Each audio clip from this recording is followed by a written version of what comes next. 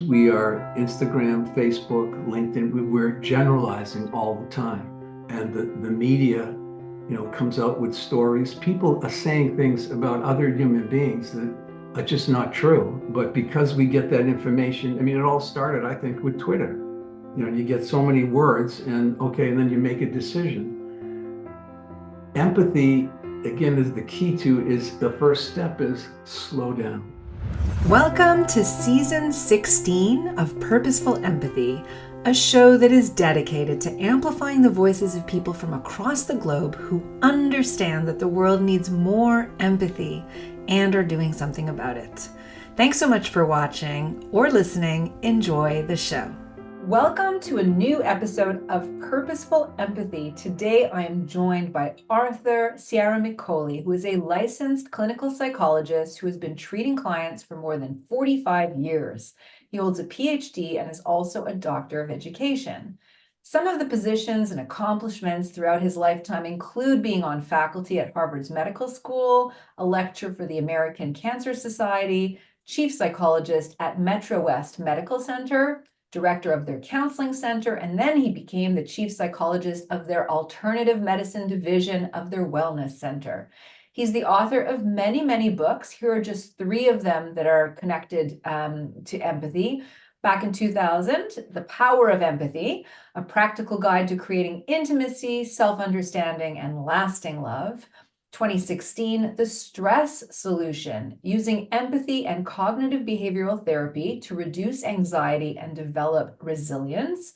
And then most recently in 2019, The Soulful Leader, Success with Authenticity, Integrity, and Empathy. Welcome to the show, Arthur. Oh, thank you very much, Anita. Thank you for inviting me. It's such a pleasure. We met for the first time at the Empathy Summit at the beginning of the year, where all of these empathy authors were invited to share 10 minutes of time about why they have written a book devoted to empathy and what they hope readers will take away. And based on what you shared and how I came to know you through that presentation, I said, oh, I really hope that he'll accept my invitation to join the call for this podcast. So thank you, thank you, thank you for finding the time. Before I get into sort of the nuts and bolts of what you think empathy is about, if there's a dark side, what the difference between empathy and sympathy are, there's a lot of questions that I have to ask you. I like sometimes getting to know my guests through their backstory, what brought them to the work in the first place. Now, with a 45-year career, you probably have a few twists and turns, but what brings you here today and why are you passionate about empathy? Well, I'll tell you, my first experience of empathic listening, which I obviously focus a lot on in my work, I was not a good high school student. Okay. And I came from a little town in Massachusetts where at the end of your senior year, they would take 10 kids and they put their picture in the paper and they'd say where you were going to college. So I got a football scholarship to some lesser known colleges. And my guidance counselor called me in and he said, we're not going to put your name in the paper with you going to one of those colleges. And he said, I hope you understand, but you're not college material. And you haven't been academically very solid. And what you need to do is go in the service. And he gave me brochures for the Coast Guard, the Army, the Navy, and so forth. So I went down to my dad because he had a small furniture store in the town. I walked down and I said, Dad, I'm not going to go to college. He goes, well, you were going to college this morning. Why not going to college this afternoon? I said, well, I met with Mr. Martin and he told me that I'm not college material. And I think he's right. He made the point that, I haven't really studied very hard and I haven't been very focused academically. And he gave me these brochures, the Army, the Navy, the Air Force, the Marines, and so forth. And he said, okay, well, we'll have to go in and talk to him. I said, what do you mean we have to go in and talk to him? I don't want you to go in and talk to him. Because my father could be very intense. He was a war hero. He was in the OSS, the forerunner to the CIA. He had 13 parachute jumps in enemy territory. So, I didn't want him to bring that intensity. And I thought Martin was right anyway. So what was the point? Anyway, my father insisted. We got up the next day and he put his suit on, which meant something was very serious going to happen. So we went into the school my heart is coming out of my chest because I'm thinking, is he going to get in an argument with this man? Is he, why do this? It's pointless. So my father sat down, he was very quiet, and he said, I would just like to know how you came to decide that my son is not college material. And Mr. Martin went on talking and talking. He was very verbose, and at the end of about 25 minutes, I noticed my dad kept looking at the wall. Because in those days, they had the big degrees, the bachelor's degree was big, and then he had a master's degree, and that was a big degree. And my father was like this, looking at those degrees. And I was thinking, what is he doing? So at the end, Mr. Martin said, well, I'm glad that, you understand and that we've come to an agreement. And my father stood up and he shook his hand. And he said, with all due respect, I do want to thank you because you've helped me make up my mind about my son's future, because I've listened very carefully to you and I understand the way you think. And then I'm looking up at this wall, and you not only have one of those college degrees, you've got two of them. So if you can get two of those degrees the way you think about young people, I know my son can go to college. Now, some people may interpret that as aggressive, but he really wasn't aggressive. What I noticed is he was listening and trying to observe, who is this person? He said in the beginning, I don't know a lot of college men, so I don't understand this, and I'm not familiar with universities and colleges, but my dad was very smart. So he just slowed down, which is the cornerstone of empathy, and he wanted to know how this person thinks. So he would ask questions, and he'd go on talking and go on talking and go on talking, and my father kept nodding. And I think the nodding gave Mr. Martin the idea that he was approving, so he could say more and more and more. But what he was doing was trying to understand him. And he was trying to understand the way he thought. And from that point, as a senior in high school, my dad and I had many conversations about that day. And I call it empathic listening. He didn't call it that at the time, but I kept asking, what were you trying to do? I was trying to understand who he is. And who he is, I was trying to assess who he is so I could trust whether his opinion was valid or not. And I determined at the end that he was very rigid, a very black and white thinker, and I didn't trust his opinion. And he has two of those big degrees on the wall. So I don't think it's a problem. You should go to college. So that was the beginning, the listening piece, the empathic listening piece.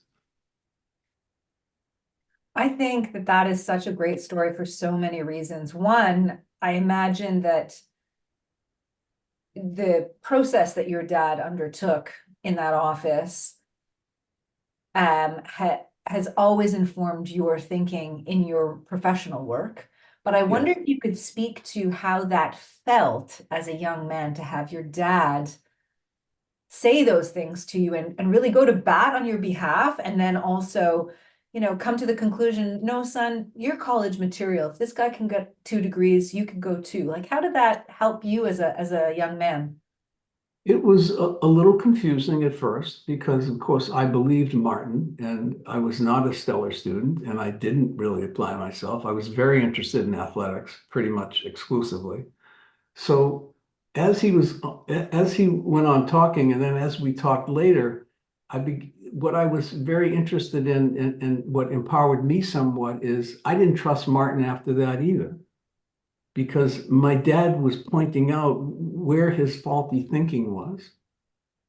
And because I could react quickly as a kid, and my dad did too, but what I learned in that situation, he backed up, and even sometimes he would come forward and talking, but when he was in that office, he was back like this, like, tell me more, I'll ask another question, tell me more. So I felt like it was a possibility. I wasn't sure though. I was definitely not sure. But I thought maybe it's a possibility. So I went to a Bridgeton Academy in Maine, which is a postgraduate year for young boys who are athletes, but not particularly academically oriented. And I learned how to study, and I had some interesting interactions there that were very empathic. You want to share one? So we drive up to Bridgeton Academy, which is like 4 hours away. And interestingly, Bridgeton Academy came to my high school with these other private schools. And my guidance counselor did not allow me to go to the auditorium to meet with anyone because he didn't think I should. Okay. So my dad was upset by that, especially after that interaction. So we drove up. And I'm again very anxious because I'm thinking this is a private high school, kids are postgraduate year, they're probably all very smart and so forth. So we meet with Mr. Goldsmith. I actually wrote about him in The Power of Empathy, and the current headmaster read the piece to him at the end of his life. But this is what happened. So we walked in, and my father was doing all the talking. My father and Mr. Goldsmith, and they were going back and forth, and then Mr. Goldsmith said, Mr. Ciaramicoli, if you don't mind, I'd like you to leave for a while. And he said, well, you want me to leave? He goes, I want to talk to your son alone. So my father leaves. Now I'm really anxious because he's going to talk to me alone. He said, you want to come here? I said, no. Why don't you want to come here? I said, look, I'm not very academically oriented. I'm not a great student. My dad and mom don't have a lot of money. I don't want them to pay for this and me just fail. So I really think it's a bad idea. Okay. I said, okay, so I can leave? He goes, no, can we just talk for a while? I said, yeah. He said, so do you read anything? I said, no, I don't really read much. So you don't read anything? You don't read the sports page? I said, yeah, I read the sports page. Do you read, how many sports pages? I said, the Boston Herald, the Boston Globe. He said, do you read Sports Illustrated? I said, yeah, I read Sports Illustrated all the time. You read any other sports magazine? I said, I read American football, then and I went on and on. He goes, what was the score of the New York Giants Cleveland Browns playoff game last year? And I told him what the score was. He goes, what was Jimmy Brown's average yard per carry in the NFL? And I told him 6.2. And he said, what was Bobby Mitchell for the Washington Net? What was his average? And I knew that. And it went on and on and on like that. He goes, so you don't read, but actually you do read. And you remembered all those figures, which most people wouldn't remember. And he said, I think at your high school, they didn't quite know how to teach you. They didn't know how to tease out your potential. And I think if you come here, if you want to come here, I'm not trying to make you come here, but we'll tease out your potential because I can see that it's there. So that was my second interaction with somebody who was seeing beyond the surface, an empathic connection. And you know, Anita, that when we have this empathic connection, we produce oxytocin, and it just feels good. It's that bonding love hormone. And I felt that day more than with the guidance counselor because he saw something in me, and all of a sudden I sort of thought maybe there is that something in me that he's seeing, and let's see. Wouldn't it be a more perfect world if we all grew up with people who were little angels like that in our lives to reflect back a mirror of what our potential is? You know, I bumped into a woman that this relates. I bumped into a woman about 2 weeks ago in the supermarket, and I treated her many years ago. And she started yelling at me from down the corridor. You know, she goes, hey, Dr. C, and we came up. She goes, I remember one thing you told me. One thing you told me. I said, you only remember one thing of all that time in therapy? He goes, no, but just, I remember one thing. And she said, the day I ended, you looked at me right at the end very intently, and you said to me, always remember, my view of you is more accurate than your view of you. She said, I have said that to myself every day, all of these years. And now I believe your view of me is accurate. But you knew about my negativity, and you were pointing out that you were giving me an objective view, which again is empathy, right? Empathy is about the truth.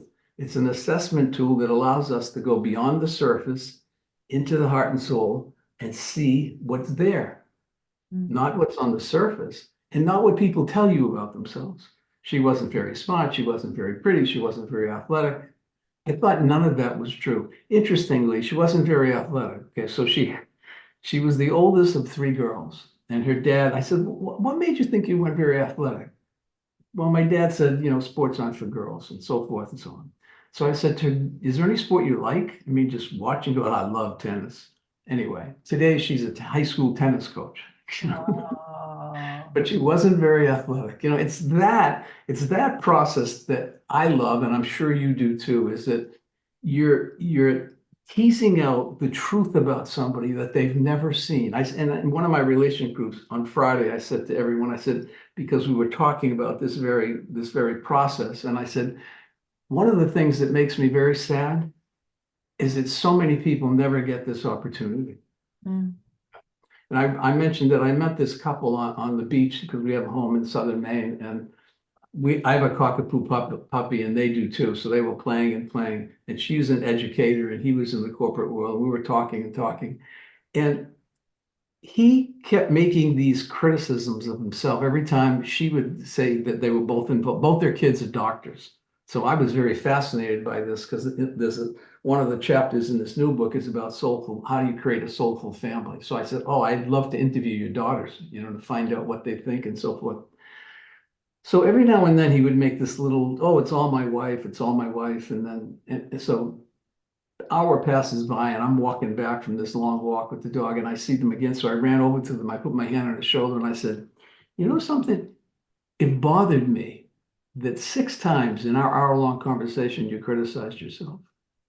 He goes, well, I don't do that. And his wife said, yes, you do. You do it all the time. I said, it's sad that you just seem like a very nice person, very bright, very interesting. And yet, whenever you get a compliment, you just can't take it in.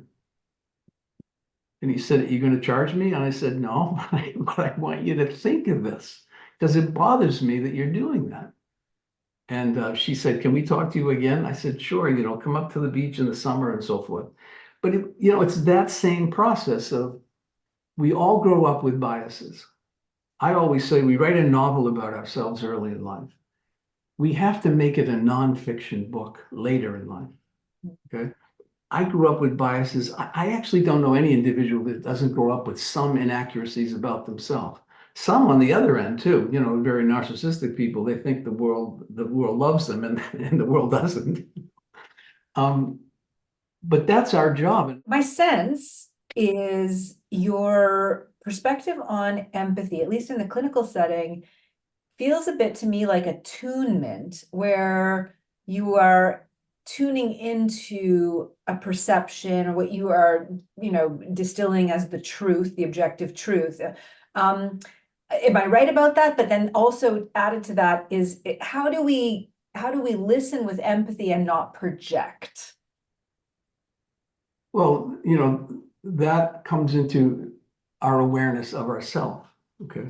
So if I haven't been in a process like this, either with you as a friend or a wife or colleagues, or it's having the openness that lets people know you can tell me what you think.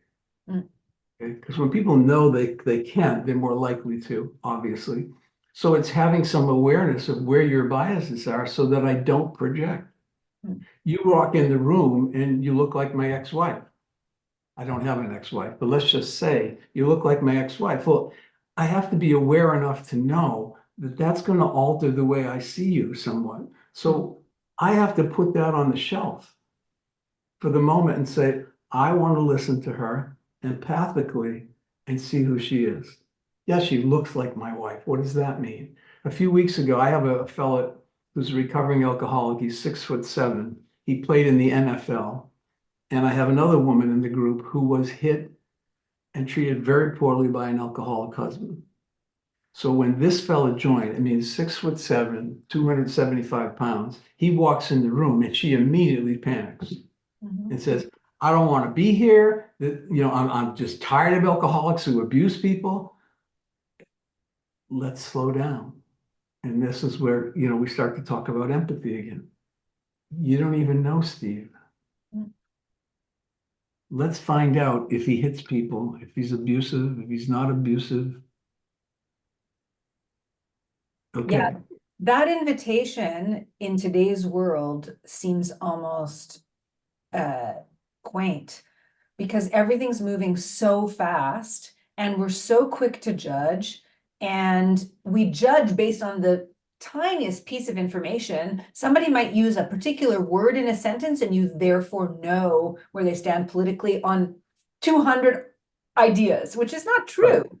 Right. So I just wonder if you could speak to the idea of empathic listening, like as a practice, and why that's so important today more than ever. Because of exactly what you just said, Anita, because we are Instagram, Facebook, LinkedIn, we're generalizing all the time. And the media, comes out with stories. People are saying things about other human beings that are just not true. But because we get that information, I mean, it all started, I think, with Twitter. You get so many words and then you make a decision. Empathy, again, is the key is the first step is slow down. You feel it in your body. You're about to react. You're about to assume.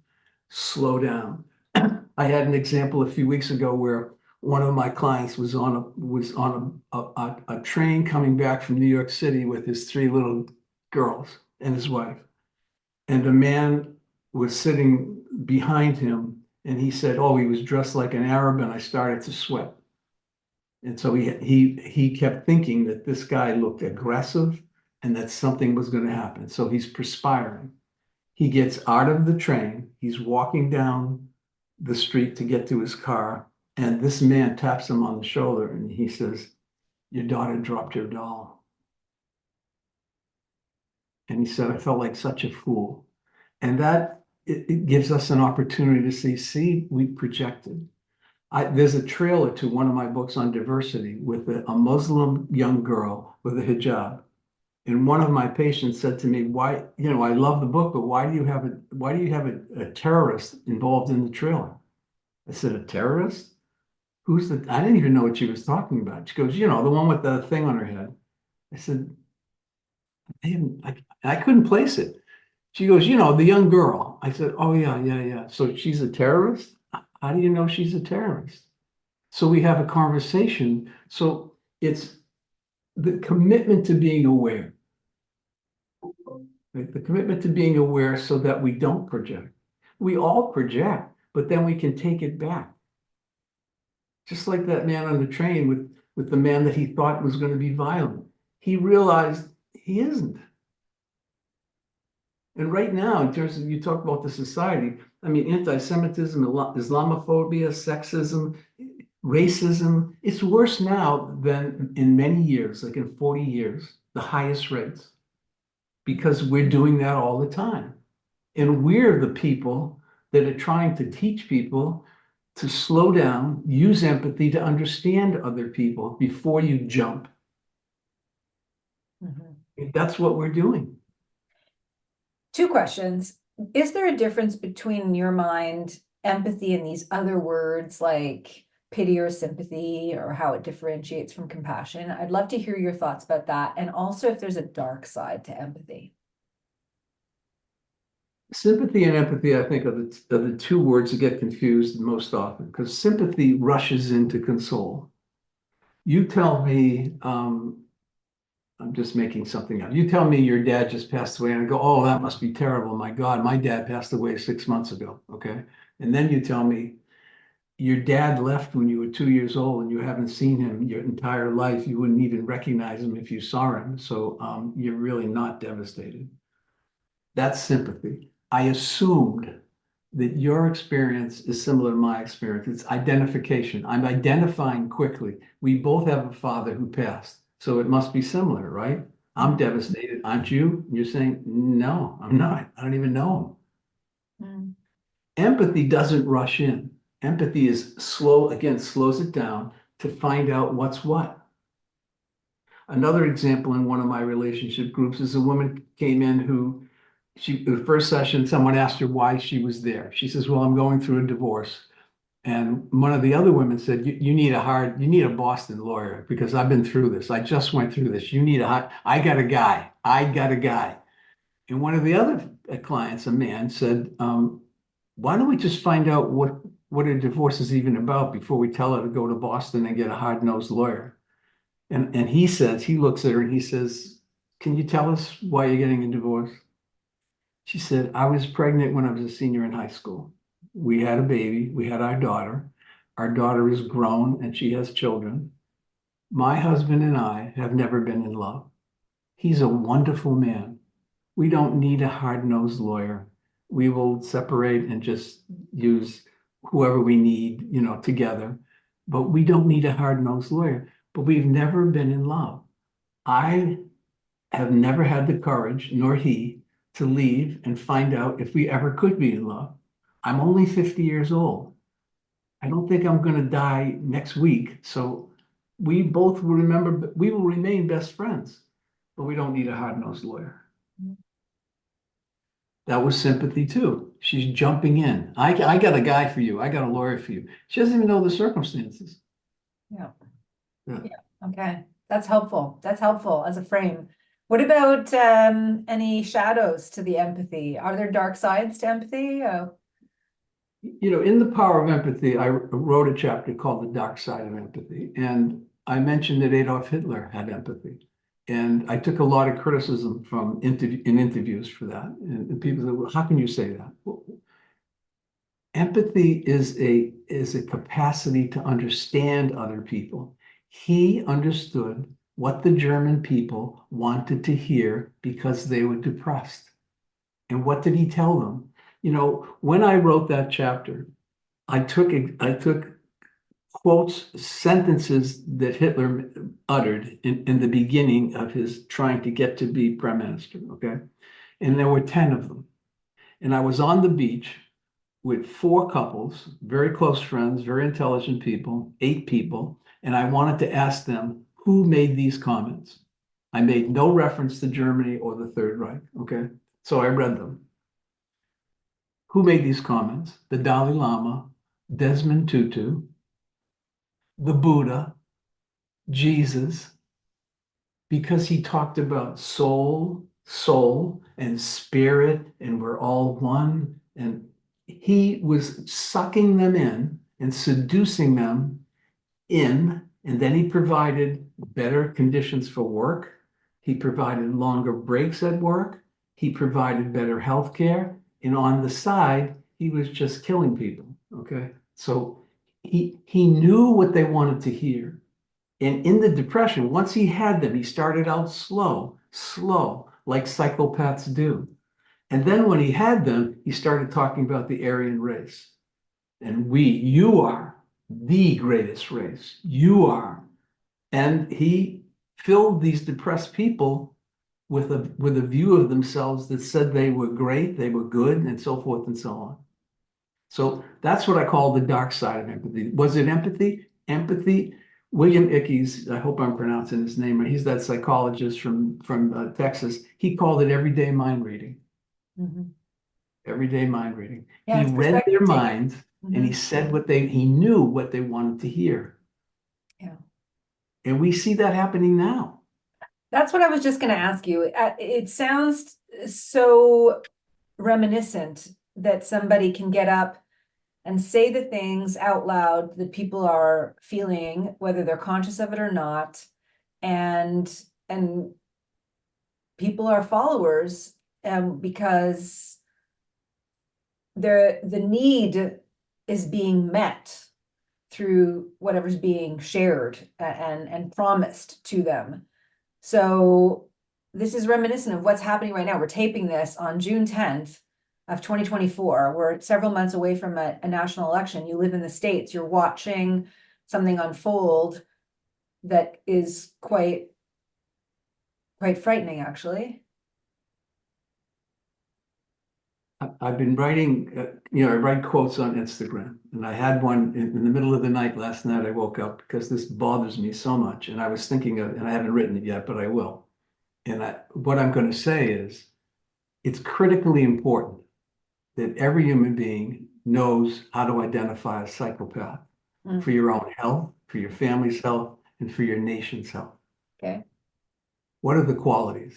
Arrogance, pathological liar, blamer, there's always an enemy, they're never at fault, vindictive, and so forth. Do you know anyone like that? Okay. I'm not, do you? I mean, come on. It's pretty obvious, right? And the other thing I think, and I've written about this too, is when Hitler spoke, he yelled. I don't think he knew what he was doing that we know today neurochemically. when certain politicians speak, they get really loud. Mhm. Why do they get loud? I don't even think they know, but when they get loud, they're taking our empathic range from out here to in here. They're producing cortisol, which produces black and white, repetitive, obsessive thinking. And when they lie and they keep saying the same thing over and over again, Hitler in Mein Kampf made reference to when you tell a little lie, people don't believe you, but then you tell a bigger lie and you keep repeating it, and they'll believe the little lie. Mhm.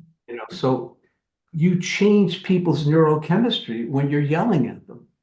And I don't mean they're yelling, screaming, but they're trying to get arouse the crowd, where another speaker is more, may speak passionately as maybe I am, but it's not trying to get people's blood pressure and cortisol functioning. Once you get cortisol functioning, you block out oxytocin and those other hormones. So people don't think clearly.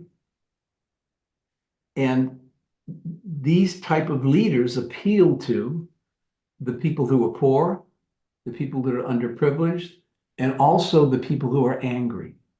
The trolls, there's some recent study on Instagram trolls. Who are they? White, unemployed, middle-aged, alcoholic men. Hmm. They're the people that are spreading all of this. I'm not saying they're the only people, but by and large, 3 credible studies identified them as these are the people that it's all the hate, and they're making caricatures of the faces and saying, I mean, Bill Gates and Obama, they eat children, I mean, it's so absurd, and how anyone can even believe it is pretty absurd. Hmm. But what I'm trying to do is get people to understand that. How do you identify it? But aggression attracts aggression, right? So you get these sadistic, psychopathic type leaders, and they attract sadistic, psychopathic, or psychopathic type men. Hmm. In the Midwest, in America, in the mountain states, there's 123 men that are committing suicide every day, and they fit that character, that profile. Hmm.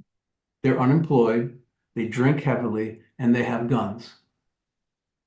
That's the other thing, and of course, we can't limit any guns in the United States because we need to have automatic weapons where you can fire 100 rounds in 30 seconds because that's how you shoot a deer.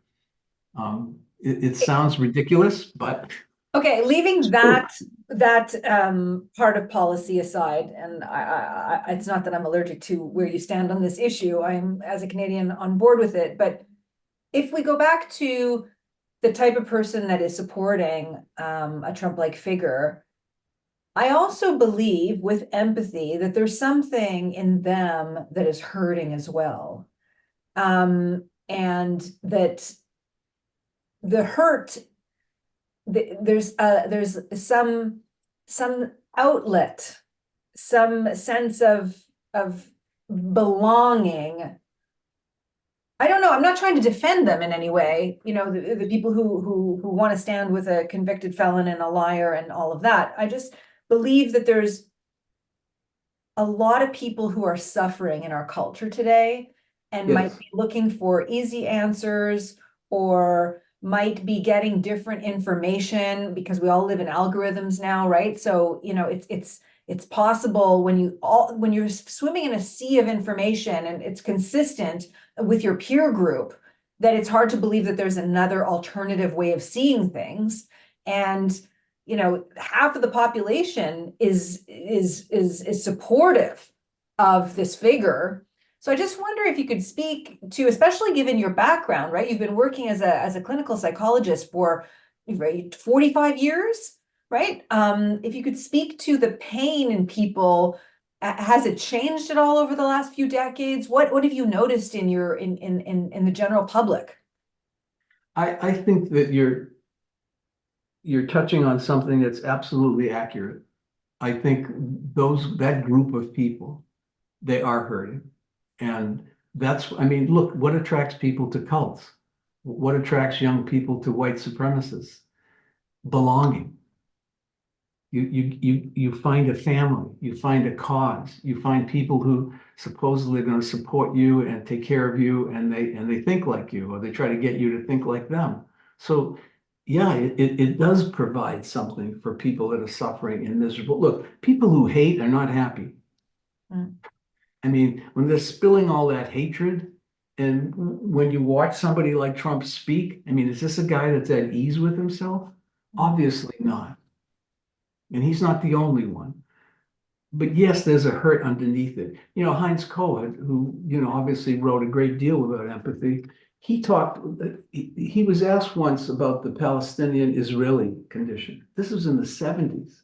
Mm. He said, it will never end unless the Arabs feel understood.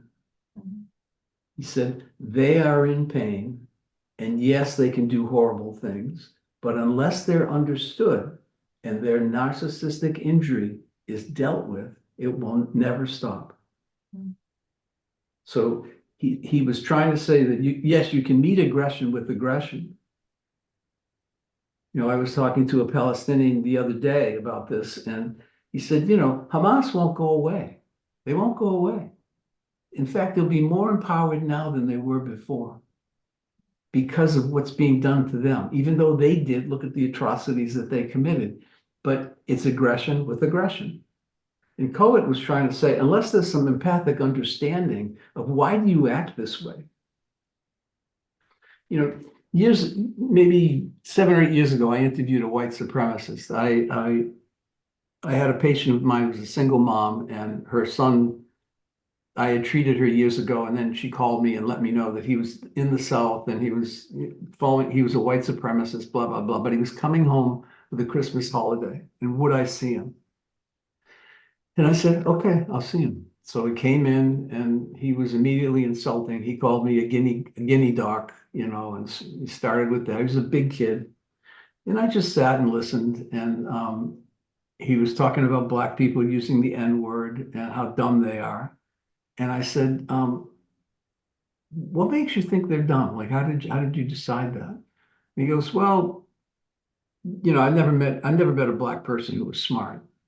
And I said, well, how many Black people have you met? And he talked about growing up in Dorchester. His father was an alcoholic and left the family. And he and his brother would ride the bus. They were the only white kids. Okay. And they would get beaten up by Black kids. Okay. I don't even have to go on with the rest of the interview, but you know where that ends. And at one point, to your point, after an hour, finally getting through to him and talking about the hurt, he started to cry. Not weeping, but he started to tear. And when he left, I talked with him about, I know how much hate you have in your heart, but I know how unhappy you are. And I know from what you just told me about the bus and about when you were a kid and where you lived and your father was brutal. And when he would come around, he was physical with you, and these Black kids were. And now you're assuming that these Black kids are not bright and you've got to hurt them to get even, and you'll never get even. And you're misperceiving, and you're a bright guy. I think you're a bright guy. Anyway, he went back to Florida, and he got in some IT training and has a job. And I don't know a lot after that, but I know he went into therapy in Florida. So your point, Anita, about the hurt, yeah, he was a hurt kid from the time he was a little kid. And who was going to protect him? His mother was working 3 jobs. His dad was gone and would appear every now and then and be physically abusive. And these kids were beating him up. But they're poor kids too. There was actually a similarity there. Which speaks. But underneath that rage was pain, which is the point you made.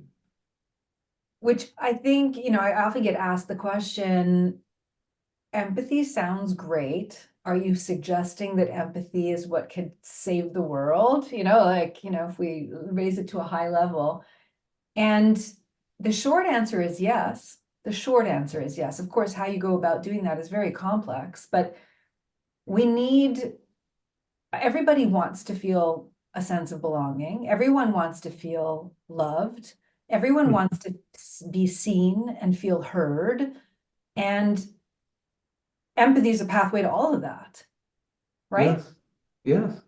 So what recommendations do you have for people who want to become more empathic? The first step is awareness, allowing people to give you feedback, and don't react quickly. Don't be reactive. Think, take it in, examine it. It may be right, it may be wrong, but take it in. Take it in from the people that are close to you, especially if you believe they're reasonable and they care about you. But let them give you information because nobody's perfect. We're all imperfect. If you want to grow and mature and become more of who you are, you have to get feedback. We're all too subjective to know ourselves. That's great. Everybody, we're all too subjective. So Arthur, two more questions for you. You're working on another book. Mhm. Can you tell us a little bit about what you're writing about? Well, the book is called The Power of Soulful Healing. It's about being a soulful person. And I mentioned in the book that defining soulfulness is not so easy, but we all know it when when we feel it. People say he's got soul or she's got soul. Oh, he's so soulful. In fact, this morning we live in a new community, and I befriended a woman from India who's Hindu, and she's teaching me about Hinduism. We walk, and I said, "You're so soulful," and she said, "Well, everyone is soulful. They just don't always know it, or they don't allow it to happen." And I thought, oh my God, like she just is that way. She's just kind, and she asks interesting questions, and she's calm. I said, when I'm with you, I'm calm because you're so calm. She's and we're not just, complimenting each other. We're having discussions about the different cultures. I'm interested in India and learning about Hinduism. I've studied a great deal about Buddhism, but I don't know as much about Hinduism. So she said, well, in fact, I've included her in the book because of some of the comments that she's made. But she said to me, when you write that book, remember the soul never dies. That's why we as Hindus don't fear death. I said, what do you mean? She goes, well, my soul's not going to die. It never dies. It's that deepest part of you. And that's what this book is about. Uncovering the old conditioning so that we can reach the deepest part of ourselves where the soul is, which is filled with goodness. We're born with goodness. And then we listen and take in perceptions from other people, and some of that soul gets covered over. The soulfulness of us, the goodness of us gets covered over by the experiences that we have that hurt us. And then we have to heal. So it's about developing soulful families, soulful friends, how to be a soulful leader, how to live with soulful passion and work with passion. And it's about unlearning, not so much about learning. It's about unlearning some of the things you've taken in about yourself, much of what we've talked about, that are not true. And start from the point of assuming that there are things that you think about you that are not true. Beautiful. Look forward to seeing that. We'll include it in the show notes when it does come out. When are you expecting to finish? It probably will be out in October. Oh, wonderful. Okay. Yeah. Good Yeah. luck with the summer months to finish writing. I always end my conversations with my guests on the same note. And that is, if you can think of a time in your life when you were on the receiving end of empathy and what that meant for you. Mhm. A few years ago, it was Christmas time, and I got a call from a cardiologist. I was working in a hospital, and he said, you have to see this woman. And I said, well, I don't have any openings, but he said, please, you need to see her. She's really depressed. She went through some very medical issues that were very daunting. And I said, okay. So Christmas Eve day, I saw her in my home office, and she came in and she was very depressed and told me that she had seen a psychologist, not for therapy, but he had done psychological testing, and she got a copy of the testing, and in the testing, he said that she was pathetic. And she said, ever since then, I've been even devastated to think that a professional psychologist thought I was pathetic. And I said to her, well, why do you think he made that comment? I don't know. And I said, well, I don't know either. Maybe he thinks that of a lot of people, or maybe you said something, or let's kind of examine it. She goes, well, he was very curt and very short, and all the testing was timed. And I said, well, did you get a warm feeling when you met him? She said, no, I thought he was kind of odd. And I said, so you thought he was odd, you thought he was curt, but he called you pathetic, and he's right? Well, don't you think he's right? He's a psychologist. I said, there are crazy psychologists. Anyway, we had a decent conversation. She came alive a little bit, and she said to me, it's Christmas time and I'm going to be alone. All my family's in California. She goes, just give me something. I said, what do you mean? She goes, just give me something, a book, a movie, something that'll make me feel better. I said, have you ever watched the movie It's a Wonderful Life? She said, no. I said, go watch it and think of yourself as this George Bailey, this character. Do you know the movie? Yeah, okay. So think of George Bailey and think of you, that all these things you thought about yourself, and now you're looking back at what people really think about you. She goes, all right, I'm going to go get it. And I said, okay. The next morning I get up, it's Christmas morning, and I always get up really, really early because I have to go experience the losses in my life. And then so I sort of free myself up to have the joy of the day. So it's probably like 7 o'clock in the morning, and I heard the doorbell ring, and I answer the door and there's nobody there. And I see there's a package at the bottom, and it's a copy of It's a Wonderful Life in color. And she says, to my Clarence, me being Clarence. And I mean, that was probably one of the best Christmases I ever had. Wow. Because she had to drive quite a ways just to, and then she was gone. So, but it was a wonderful feeling. The common thread through our conversation, Arthur, has been this idea that we can uplift each other. We can uplift each other. If we choose to see the good in one another, we can uplift each other. And Yes. You're saying that empathy is one of those ways to get there. Mm-hmm. It was wonderful to spend one Monday afternoon with you. Thank you so much for sharing. Really appreciate this conversation. Everybody will have access to the links to your books in the show notes. And thank you so much. Thank you. I really appreciate it, and it's been fun to talk with you. Well, wonderful for all of you who've been listening and watching. We will see you next week at Purposeful Empathy. Thank you so much for watching or listening to another episode of Purposeful Empathy, a show that is dedicated to amplifying the voices of people from across the globe who understand that the world needs more empathy and are doing something about it.